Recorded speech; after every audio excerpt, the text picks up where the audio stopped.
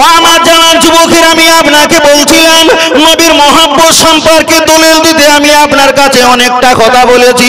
আবু বকর রাদিয়াল্লাহু তাআলা আল্লাহর নবী যার ব্যাপারে বলেছেন লা উজিনা ঈমানুহু লা যাদা ঈমানু আবু বকরিন, तमाम পৃথিবীর ঈমান আমলের অপেক্ষায় আবু বকরের ঈমান আমলটা সবচাইতে বেশি ভারী ভারী ভারী ভারী। সেই আবু বকরের দিকে আল্লাহর নবী বলেছেন আল্লাকা জালি আসসামা আল আরদা, আমি রাসূল তোমাদেরকে বলছে লিকুল্লি নাবিয়িন রাফিকুন ফিল জান্নাতি, জান্নাতের ভিতরে আমার একটা বন্ধু হবে, ওই বন্ধুটা হবে হযরতে দেখা যায় হযরতে আবু বকর। আল্লাহর নবী বলেছেন আসমানে আমার দুটো বন্ধু আছে, একটা হলো জিবরিল, একটা হলো মিকাইল। আল আরদা দুনিয়ার জমিনে আমার দুটো বন্ধু, একটা হলো ওমর, একটা হলো আবু বকর। আল্লাহর নবী পরে বলেছেন জান্নাতে আমার একটা বন্ধু হবে আবু বকর। আমি আপনার কাছে বোঝাতে চেয়েছি সেই আবু বকর রাদিয়াল্লাহু তাআলা আনহুকে হুজুর আমার বলেছিলেন আবু বকর আংটিতে তুমি লা ইলাহা ইল্লাল্লাহ লিখবে। আল্লাহর নবীর কথা অনুযায়ী লা ইলাহা ইল্লাল্লাহ স্বর্ণ কাচের কাছে দিয়েছে, উনি লেখা শুরু করেছে, আবার ব্যাগে গিয়ে বলছে না না ওখানে একটু মুহাম্মদুর রাসূলুল্লাহ লিখে দেওয়া লাগবে। ওখানে স্বর্ণকার মুহাম্মদুর রাসূলুল্লাহ লিখে দিয়েছে। আল্লাহর নবী অনেক ঘটনা আমার আল্লাহ ফেরেশতা জিবরিলকে আবু বকরের রূপ ধরে স্বর্ণকারের কাছে পাঠিয়ে নিচে আবু বকরের সিদ্দিকও লিখে দিয়েছে। আল্লাহ নবীর কাছে আংটি নিয়ে আসলো, নবী জিজ্ঞাসা করলো মা হাজা, এটা কি? হুজুর এটা আংটি। আল্লাহ নবী বললেন এখানে তো আল্লাহর নাম লেখা থাকবে, আমার নাম কেন লেখা আছে জবাব দাও। আবু বকর বলেছিল আল্লাহকে তো ভয় করব, আত্তাকুল্লাহ আল্লাহকে ভয় করব, আল্লাহর গজবকে ভালো আল্লাহর গজবকে ভয় করব, আর মহব্বত যদি করতে হয় আপনাকে করব। আল্লাহর নাম থাকবে আর আপনার আল্লাহর পাশে মহব্বত আমার বন্ধুর নাম থাকবে না, এটা হতে পারে না। তাই আল্লাহর নবী বলেছিলেন তামাম পৃথিবীর জমিনে যত ব্যক্তি আছে সকলের ঋণ আমি শোধ করে দেব, কিন্তু আবু বকরের মহব্বতের ঋণ আমি শোধ করতে পারবো না। সুবহানাল্লাহ, আরেকটু জোরে হবে না? সুবহানাল্লাহ। কি বলবেন আপনি বলেন? ফতোয়া দেখাবেন? আল্লাহ আল্লাহ।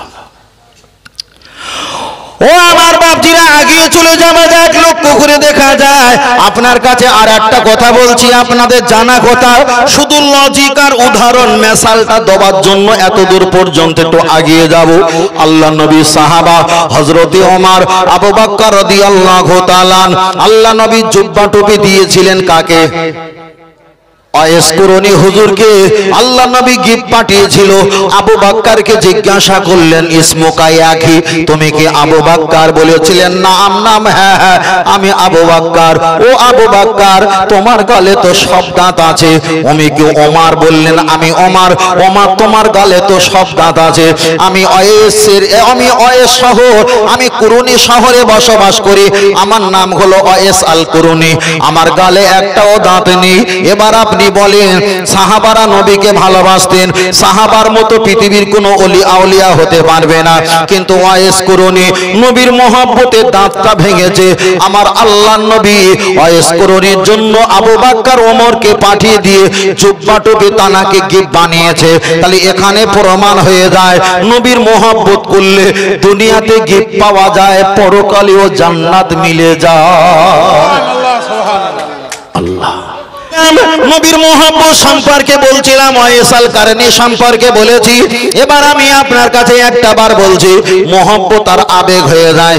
যদি বলেন হুজুর আর একটা বার বলেন, এখানে কি হাজী সাহেব আছে? আলহামদুলিল্লাহ, থাকুক, বলা দরকার নেই। হাজী সাহেবরা ভালো বলতে পারবে তালিমের চেয়ে আবেগ কেমন আবেগ আমি প্রমাণ করে দেই। হাজী সাহেবরা নিজেও এমন করে ফেলেছে। হাজী সাহেবরা যখন 9 তারিখে জিলহজ মাসে আরাফাতের ময়দানে যখন চলে যায়, মাগরিবের নামাজটা কাজা করে এশার নামাজটা পড়তে হয়, ওরা আসরের নামাজ পড়ে ওই পাহাড়ের উপরে দাঁড়িয়ে দাঁড়িয়ে রব্বানা জালামনা আনফুসানা বলে কানতে কানতে কানতে কানতে হাত থাকে এমন, এই হাতটা ফাঁকা হতে হতে কানতে কানতে আবেগে বশীভূত হয়ে এই হাতটা একেবারে কানের উপরে মাথার উপরে উঠে যায়। তার কারণ এটাই হলো আবেগ, এটাই হলো আল্লাহর ইশকে ভালোবাসা। তাহলে মশলা হলো এই পর্যন্ত হাত তুলতে হয়, কিন্তু হাজী সাহেব কাঁদছে আর হাত আস্তে আস্তে উপরে উঠে যাচ্ছে, এটা তার খেয়াল থাকে না। তার কারণ আল্লাহ তো চেহারা পোশাক টাকা দেখে না, আল্লাহ দেখে বান্দা আমার মহব্বতের ওজন কতটাই ভারী। সুবহানাল্লাহ সুবহানাল্লাহ। চলেন আমি আপনার কাছে বোঝাতে চাই, লক্ষ্য করে দেখা যায় নবী দিবস সম্পর্কে বলতে বলতে অনেকটা কথা বলেছি। নবী দিবস দেওয়া যাবে, আমরা বছরে দিই একবার, আল্লাহ দেয় বছরে দেয় 52 বার। আমি যদি এখান থেকে বলি অনেকটা লম্বা হয়ে যাবে। ফের বলছি নবীর মহব্বত আমরা করি কেন? নবী আদম আলাইহিস সালাম এক সময় জিবালা পাহাড়ের উপরে বসে আছেন, কিছু জঙ্গলের হরিণ নবী আদমের কাছে গিয়ে জিজ্ঞাসা করলেন, মা হাজা, কি খবর? উনি বললেন, আমার চোখ থেকে পানি জারি হয় আল্লাহ পাকের ভয়তে, আল্লাহ পাকের গজবের ভয়তে, আযাবের ভয়তে নবী আদম আলাইহিস সালাম কাঁদে। তাফসীরের ব্যাখ্যায় এসেছে নবীর কান্না দেখে ওই হরিণগুলো তারাও কান্নাকাটি করে, ওরা খায় না দায় না, চুপ করে নবীর মহব্বতে বসে আছে।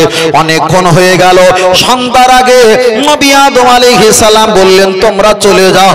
ওরা যখন নবীর মহব্বতে ঘন্টা কি ঘন্টা বসেছিল, নবীর কারণে কেঁদেছে, নবীর মহব্বতে সময় দিয়েছে, চলে যাবার সময় কাছে ছিল লাকড়ি পাতা মারিয়াম ফুল, ওদেরকে দিয়েছে, ওরা চিবিয়ে চিবিয়ে খেয়েছে, ওদের চেহারাটা উজ্জ্বলতা হয়েছে। দুই পাশার মাঝখানে আল্লাহ মৃগনাভি কস্তুরী দান করেছে, মুখটা সুগন্ধ বানিয়েছে। জঙ্গলে যখন প্রবেশ করলেন, খুশবু আর খুশবু। ওনার সাথী যারা ছিলেন জিজ্ঞাসা করলো, মা হাজা, ওটা কি ব্যাপার, কি কারণে হলো? ব্যাখ্যা দিল, নবী আদমকে ভালোবেসেছি, তানার তিনি কাঁদছিল, আমরাও কেঁদে ফেলেছি, মহব্বতে ঘন্টা কি ঘন্টা বসেছি, চলে আসছিলাম, লাকড়ি পাতা মারিয়াম ফুল দিয়েছে, আমরা খেয়েছি, আল্লাহ নিয়ামতি দান করেছে। ওরা বলল, ঠিকানা লোকেশন অ্যাড্রেস দাও, আমরাও যাব। ওরাও সেখানে গেল, নবী আদমের কাছে বললেন, মাল দাও। নবী আদম আলাইহিস সালাম ওদেরকে লাকড়ি পাতা মারিয়াম ফুল দিয়েছে, ওরা চিবিয়ে চিবিয়ে খেয়েছে। তাফসীরের ব্যাখ্যায় এসেছে, জঙ্গলে আসার আগে ওদের চেহারাটা কুত্তার পেনা রূপে রূপান্তরিত হয়ে গেছে। তার কারণ হলো, আগে যারা গিয়েছিল মাল নেবার জন্য যায়নি, নবীর মহব্বতে কেঁদেছে, ঘন্টা কি ঘন্টা বসেছে, চলে আসার সময় লাকড়ি পাতা মারিয়াম ফুল খাওয়ার বিনিময় আল্লাহ নিয়ামতি দান করেছে।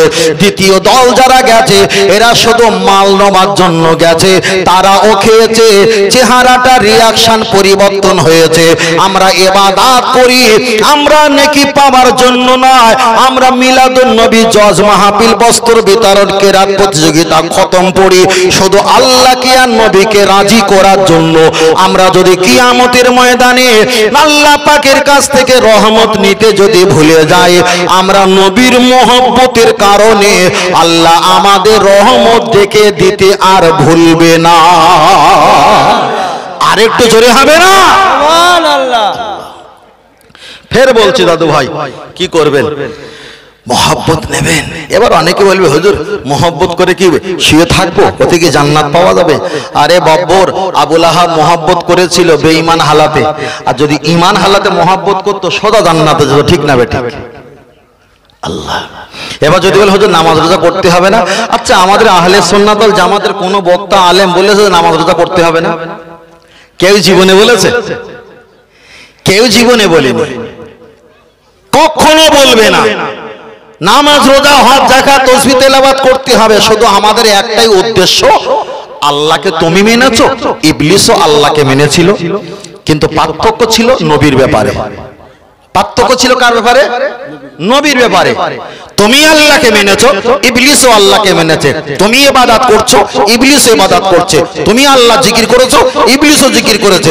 তুমি শিক্ষক ইমাম হয়েছো, ইবলিসও শিক্ষক ইমাম ছিল, সব ছিল, শুধু একটাই ছিল না, সেটা হলো কি নবীর মহব্বত ইত্তেবা।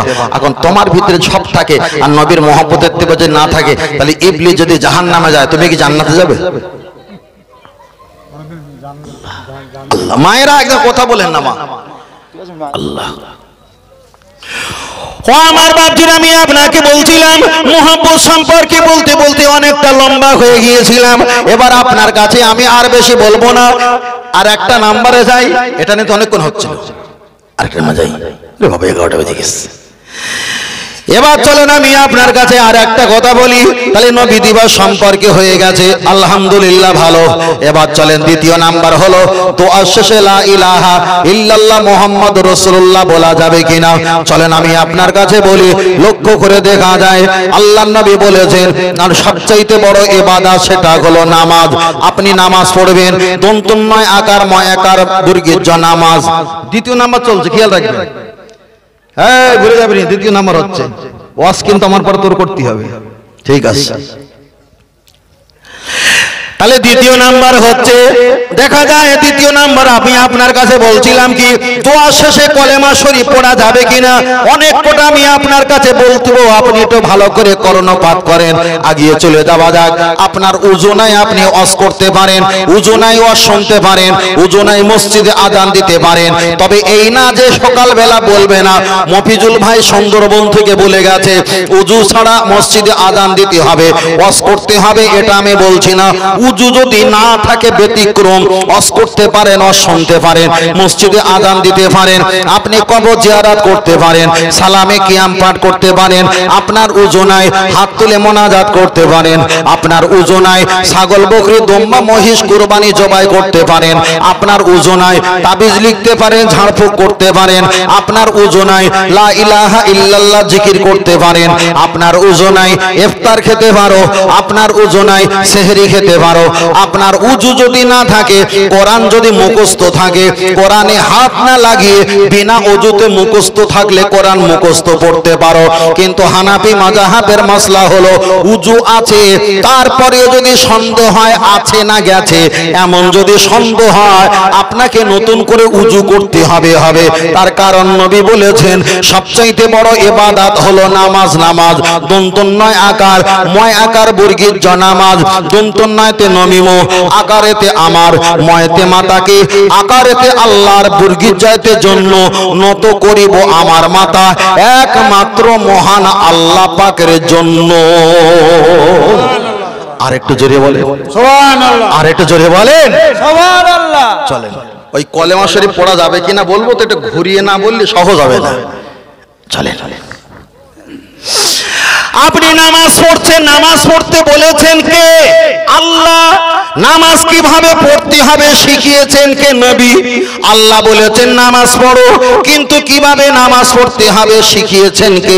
আমার আপনার নবী আল্লাহ। এবার আমি আপনার কাছে বলছি, আপনাদের উত্তর পাড়ার ইমাম সাহেব মোনাজাতের শেষে বেরহমাতিকা ইয়া আরহামার রাহিমিন বলে মোনাজাত শেষ করে, ও দক্ষিণ পাড়ার ইমাম সাহেব আলহামদুলিল্লাহি রাব্বিল আলামিন বলে মোনাজাতটা শেষ করে। কিন্তু মাঝের পাড়ার ইমাম সাহেব লা ইলাহা ইল্লাল্লাহ মুহাম্মাদুর রাসূলুল্লাহ বলে মোনাজাত শেষ করে। তিনটেই তো আল্লাহ পাকের তাসবিহ, অস্বীকার করার জায়গা নেই। তিনটেই যখন আল্লাহ পাকের তাসবিহ, আমার নবীর কাছে গিয়ে বিচার দেওয়া যাক, ইয়া রাসূলুল্লাহ একটা ইমাম সাহেব মোনাজাতের শেষে বেরহমাতিকা পড়েছে, একটা ইমাম সাহেব আলহামদুলিল্লাহি রাব্বিল আলামিন বলে মোনাজাত শেষ করেছে, আর একটা ইমাম সাহেব কলেমা শরীফ পড়েছে। হুজুর কোন ইমাম সাহেব ভালো কাজ করেছে আপনি জবাব দেন। আল্লাহর নবী জবাব দিচ্ছে আফদালুল ইবাদাত ইবাদাতি সালাত, সবচাইতে বড় ইবাদত হলো নামাজ। তুমি নামাজ পড়ো? হ্যাঁ পড়ি। কেন পড়ো? আপনি বলেছেন বড় ইবাদত নামাজ, ওই জন্য নামাজ পড়ি। আল্লাহর নবী বলেছেন আফদালুত তিলাওয়াত তিলাওয়াতুল কোরআন, সবচাইতে বড় তেলাওয়াত হলো আল্লাহ পাকের কোরআন। তুমি কি কোরআন পড়ো? হ্যাঁ পড়ি। কেন পড়ো? নবী বলেছেন বড় তেলাওয়াত তাই পড়ি। তাহলে যে নবী বলেছে বড় নামাজ তাই নামাজ নিয়েছো, সেই নবী বলেছে বড় তেলাওয়াত কোরআন তাই কোরআন নিয়েছো। আর সেই নবী বলেছে আফদালুজ জিকরি জিকরি লা ইলাহা ইল্লাল্লাহু মুহাম্মাদুর রাসূলুল্লাহ সাল্লাল্লাহু আলাইহি ওয়াসাল্লাম। তাহলে সেই নবী তো বড় জিকির কলেমা বলেছে। তাহলে নামাজটা নিয়েছো তুমি, রোজ দেখা যায় কোরআনটা নিয়েছো, আর কলেমাটা তুমি ছেড়ে দিয়েছো একটাই কারণ, শুধু মুহাম্মাদুর রাসূলুল্লাহ আছে বলে এই কারণে তুমি কলেমা ছেড়ে দিয়েছো।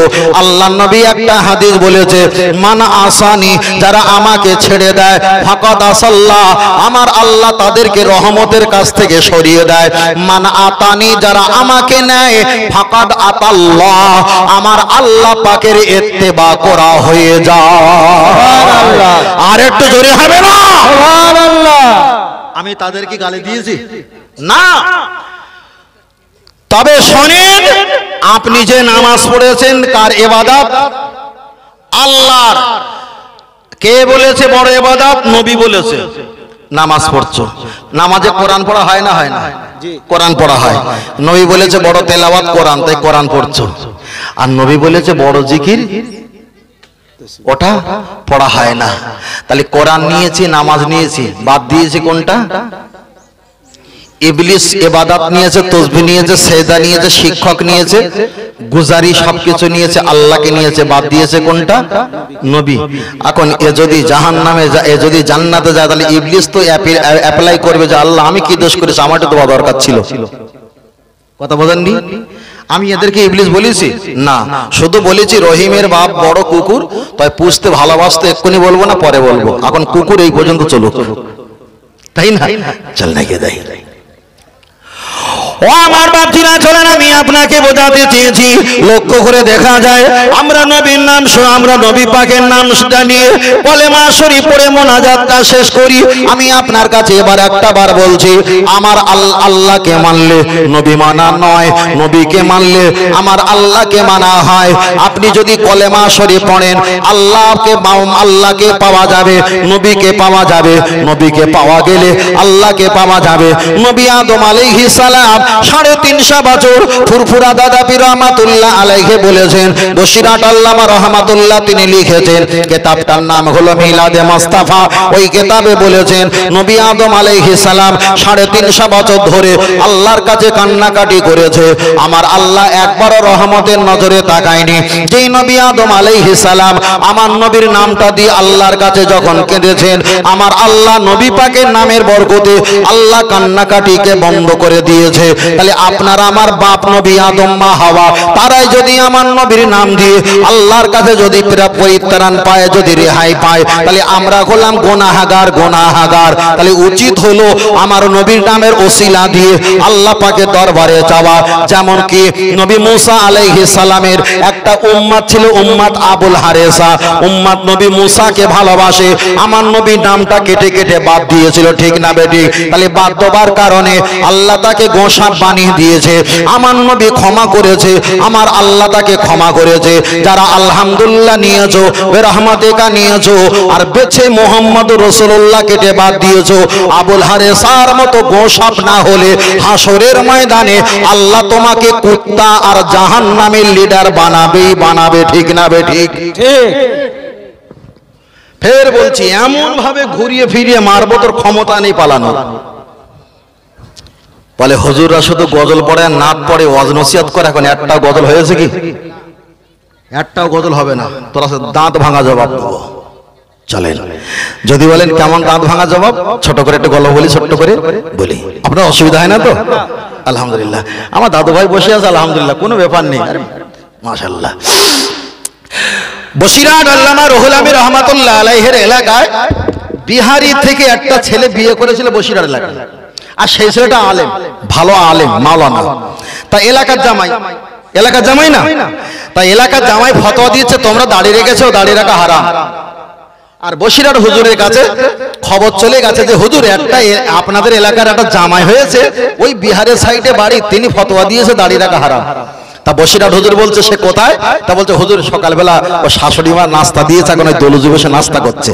যেহেতু এলাকার জামাই আর বয়স্ক মানে ওই দাদা শ্বশুর হবে, একটু শালা সম্বন্ধী করতে পারে, স্বাভাবিক, বুঝলেন না? দাদা শ্বশুর নানা শ্বশুর হলে যা হয়। তা গিয়ে বলছে জামাই তুমি বাবা? হ্যাঁ আমি জামাই। তা বলছে তুমি ফতোয়া দিয়েছো দাড়ি রাখা নাকি হারাম? তা বলছে হ্যাঁ আমি ফতোয়া দিয়েছি। বসিরাট আল্লামা রহমাতুল্লাহ রেগে একার আগুন, যে দাড়ি রাখা হারাম ফতোয়া দিয়েছো? জি হুজুর আমি দিয়েছি। বলে দলিল? বলে দলিল হলো যখন মায়ের গর্ভ থেকে আমরা এসেছিলাম তখন কি মুখে দাঁড়িয়ে ছিল? কথা বুঝতে পেরেছেন? আমার দলিল কি দেবো? দাঁত ভাঙা জবাব। কি জবাব দেবো বলেছিলাম? দাঁত ভাঙা মনে করে রাখেন, দাঁত ভাঙা জবাব বসিরহাট হুজুরকে বলেছিলেন, হুজুর মায়ের গর্ভ থেকে যখন আমি আপনি হয়েছিলাম তখন কি আমাদের মুখে দাড়ি ছিল? আল্লাহ যদি এত দাড়ির পক্ষে হবে তাহলে তো গর্ভ থাকা অবস্থায় মায়েদের গর্ভের ভিতরে মাথায় চুল দিয়েছিল, মুখেও দাড়ি দিতে পারত, তাই না? বসিরহাট হুজুর বলছে, বাবা একে হেমোপ্যাথিক ঔষধ দিলে হবে না, এলোপ্যাথিক দিতে হবে। হেমোপ্যাথিক ধীরে ধীরে কাজ হয়, এলোপ্যাথিক খুব তাড়াতাড়ি দ্রুত কাজ হয়। তা বসিরহাট হুজুর বলছে, বৌমা ওই শিলনোড়া আছে? শিলনোড়া বলেন তো, শিলনোড়া আছে? তা বলছে হ্যাঁ হুজুর আছে। বলছে ওই শিলনোড়াটা নিয়ে এসে দাঁত ভাঙবো। বলে কেন? মায়ের গর্ভ থেকে যখন জন্ম হয়েছিল মুখে যদি দাড়ি না থাকে, দাড়ি রাখা যদি হারাম হয়, মায়ের গর্ভ থেকে যখন জন্ম হয়েছিল তোর মুখে কি দাঁত ছিল? তা বলছে না ছিল না। বলে ওইটা আগে ভাঙে। কি জবাব? দাঁত ভাঙা জবাব তো। কি জবাব? দাঁত ভাঙা জবাব। আর একটা জুতো মারা জবাব দেবো, জুতো মারা জবাব। পশির ফুরফুরা শরীফে দাদা পীর রহমাতুল্লাহ আলাইহি হুগলি নবাবপুর, মানে আপনারা জানেন মুন্সিরাট মশার নাম শুনেছেন তো, ওখানে এক সময় বাহাজ হয়েছিল। আহলে হাদিস দলেরা বলেছিল আমাদের দল জান্নাতি, আমরা প্রথম দল। আর দাদা পীর রহমাতুল্লাহ বলেছিল আহলে সুন্নাত আল জামাতটা কোরআন হাদিসের এটাই সত্য দল, এটাই জান্নাতি দল, এটা আগে দল, এটা সর্বপ্রথম দল। ওরা বলেছিল না আমাদের আহলে হাদিস এই দলটা আগে। দাদা হুজুর বলছে না আমাদের দলটা আগে। তা বাহাজ হবে, একটা স্টেজ করেছে, লক্ষ লক্ষ মানুষ পক্ষে বিপক্ষে সবাই এসেছে। দাদা হুজুর পীর কেবলা একটা ওন্না বারবার কাঁধে নেয়, এ কাঁধে করতে করতে হেঁটে হেঁটে আসছে। আর ওরা এত পরিমাণ কেতাব সড়ো করেছে, নাভি পর্যন্ত, বুক পর্যন্ত প্রচুর পরিমাণ কেতাব। তাই একজন দাদা হুজুরের ভক্ত নেমে গিয়ে বলছে, হুজুর আপনি আমাদের পীর মুর্শিদ, আপনি খালি হাতে এসছেন, আর আপনি যদি হেরে যান তাহলে আমাদের ঘর বাড়ি ভেঙে চুরমার করে দেবে, এলাকায় টিকতে দেবে না। দাদা হুজুর পীর কেবলা রহমাতুল্লাহ এক বাক্যে বলেছিল, আবু বকর যদি আল্লাহর হয় নিশ্চয়ই আল্লাহ আবু বকরের হবে। বলুন সুবহানাল্লাহ। সুবহানাল্লাহ। স্টেজে ওঠার আগে আপনারা জুতো পরেছেন, হয়তো এখানে জুতো পরেছেন। আমি আদবের খাতিরে, যেহেতু আমার আদব আছে, আদবের খাতিরে আমি স্টেজের নিচে জুতোটা খুলেছি। দাদা হুজুর পীর কেবলা জুতোটা খুলে দুটো জুতো বগল দাবাই করে নিয়ে এসেছে। আগে জবাব দিয়েছে দাঁত ভাঙা জবাব। এটা কিসের জবাব? জুতো মারা। ভাই ঠিক বলে, জুতো মারা জবাব। দাদা হুজুর পীর কেবলা জুতোটা বগল দাবাই করে নিয়ে স্টেজে উঠেছে। তখন একজন বলছে, আরে এত কেতাব আছে আর আপনি উপরে জুতো নিয়ে চলে এসেছেন, বিয়াদবের মতো কাজ করছেন। তখন দাদা হুজুর পীর কেবলা মুস্কি হেসে বলেছিলেন, এত কেতাব আছে আর আমি জুতো গুলো নিয়ে স্টেজে উঠেছি, বিয়াদবি কাজ করছি? নবীর জামানায় আহলে হাদিসরা এরকম কনফারেন্স করেছিল, আর নবী যখন স্টেজের নিচে জুতো খুলেছিল আহলে হাদিসের দলের ছেলেরা নবীর জুতো চুরি করেছিল। এই কথা যেই বলেছে, ওখানকার যে বড় হুজুর ছিল সে বলেছে নবীর জামানায় কোন হাদিসে আছে যে আহলে হাদিস ছিল আর স্টেজ করে কনফারেন্স করেছিল? দাদা হুজুর বলেছিল নবীর জামানা যদি আহলে হাদিস না থাকে তা তোরা কোথায় থেকে এসেছিস? বলুন সুবহানাল্লাহ। সুবহানাল্লাহ। এটা কি মারা জবাব? জুতো মারা। আগের জবাবটা কি ছিল? দাঁত ভাঙা। তাহলে মোটামুটি সবার লোক আছেন তো? সব রকম মাল আছে, কোনটা নেবে? যেটা প্রয়োজন সেটা দেবো। ফের বলছে কেনাকাটা করবে কার না করে ব্যক্তিগত ব্যাপার, তবে টেনে হিসড়ে ছেড়ে দিয়ে পরে বলবে যে না আমি এটা মানিনি, তোমার জিনিস তুমি নিয়ে নাও, তখন কিন্তু একদম ডিম হলবো, ডিমের বাচ্চার দাম হলবো। চল না গিয়ে দেয় আল্লাহ। চলেন আমি আপনার কাছে বলছিলাম, বলতে বলতে অনেকটা বিষয় বলে গিয়েছিলাম। তাহলে মোনাজাতের শেষে আমরা কলেমা শরীফ পড়ব কিনা এই বিষয়টা আমি আপনার কাছে আর একটা বার বলি। নবী আদম আলাইহিস সালাম আমার নবীর ওসিলা দিয়ে আল্লাহ পাকের দরবারে দোয়া চেয়েছেন, আমার আল্লাহ পাক তাকে ক্ষমা করে দিয়েছেন। আমার আল্লাহ কোরআন শরীফে বললেন, হে ঈমানদারেরা উদখুলু ফিস সিলমি কাফা, তোমরা পরিপূর্ণতা ইসলামের ভিতরে দাখিল হয়ে যাও। আপনি যখন পায়খানা মলত্যাগ করেন অর্ধেক করেন আর অর্ধেককে ভিতরে জমা রাখেন না রাখি না। আপনি যখন মশারির ভিতরে ঘুমিয়ে পড়েন অর্ধেকটা বাইরে আর অর্ধেকটা ভিতরে, না এমন আমরা করি না। আপনার যখন পানে তৃষ্ণা ক্ষুধা লাগে আপনি অর্ধেক খান আর অর্ধেককে বাদ রাখেন না পরিপূর্ণটা আমরা খাই। কিন্তু ইসলাম বলেছে তোমরা পরিপূর্ণভাবে ইসলামের ভিতরে দাখিল হয়ে যাও। তাহলে আপনি আল্লাহকে নেবেন, লা ইলাহা ইল্লাল্লাহ, সর্বকাজে আল্লাহকে ব্যবহার করবেন, মুহাম্মাদুর রাসূলুল্লাহ যদি আপনি না নেন, আপনি তো পূর্ণাঙ্গ পরিপূর্ণ ঈমানদার হতে পারলেন না। তাহলে আল্লাহকে মানলে কখনো ঈমানদার হতে পারে না। আল্লাহ যদি হয় কারেন্ট, আর একটা তো আর্থিং হওয়া দরকার, তারপরে তো ভিতরে ঘরে লাইট জ্বলবে। তাহলে আপনি একটা তার মেনেছেন, আর একটা তার মানলে আপনার জীবনটা তো আলোয় নূর হবেই হবে। সুবহানাল্লাহ। আর একটু জোরে বলেন সুবহানাল্লাহ।